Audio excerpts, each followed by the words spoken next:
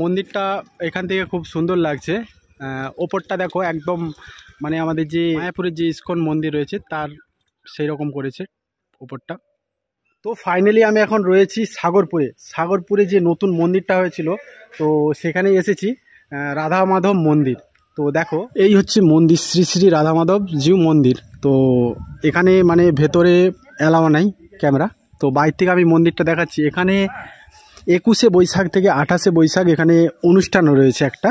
তো এখানে দেখতে পাচ্ছ প্যান্ডেল অলরেডি হয়ে গেছে এখানে, মানে 21 তারিখ মানে বেশি দেরি নাই, কয়েকদিন আগে। তো মন্দিরটা খুব সুন্দর বানিয়েছে।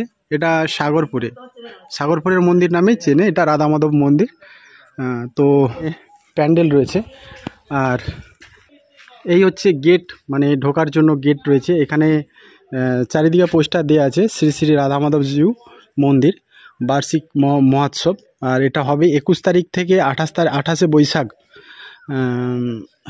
তো তারপরে রয়েছে রক্তদান শিবির রয়েছে। তো আসতে পারো সবাই তোমরা 21শে বৈশাখ।